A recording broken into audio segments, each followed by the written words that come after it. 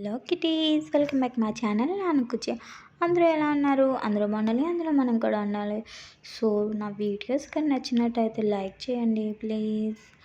So ఈరోజు ఇంకొక కథతో మీ ముందుకు వచ్చేసాను. ఏమాత్రం ఆలస్యం చేయకుండా కథలోకి వెళ్ళిపోదాం. మరి అనగనగంట ఒక రాజ్యంలో ఒక పేను ఉండేది.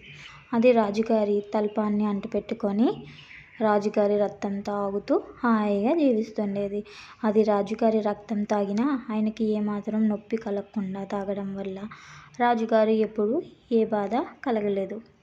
ఇలా ఉండగా ఒకరోజు ఒక నల్లి వచ్చింది. ఆ పేనుని ఆశ్రమం ఇమ్మంది.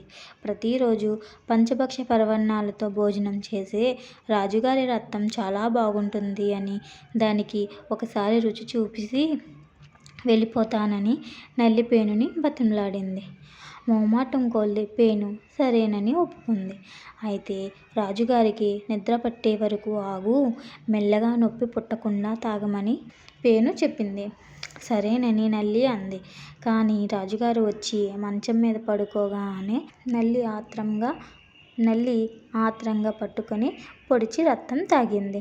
ఆ బాధకు తట్టుకోలేకపోయాడు రాజు. వెంటనే సేవకుణ్ణి పిలిచి అదేమిటో వెతకమన్నాడు. సేవకుడు దీపం తెచ్చి పట్టి మంచం పరుపు అంతా గాలించాడు. ఈలోపు నల్లి పరిగెత్తి పారిపోయి పట్టి సందులో నక్కింది. ఏమీ తెలియని పేను దుప్పటిని అంటిపెట్టుకొని సేవకుని కంటపడింది. అదే రాజుగారికి కుట్టిందని అనుకొని సేవకుడు ఆ పేనుని పట్టుకొని చంపేశాడు. నీతేట ఈ కథలో మీకు తెలిసిన నీతేటండి. గుణము శీలము తెలియకుండా ఎవ్వరినీ చేరదీయరాదు. అలా చేసిన పేనుకి పట్టిన గతే పడుతుంది. సో మీకు ఈ కథ నచ్చితే లైక్ చేయండి, షేర్ చేయండి, సబ్స్క్రైబ్ చేసుకోండి. Thank you for watching my video.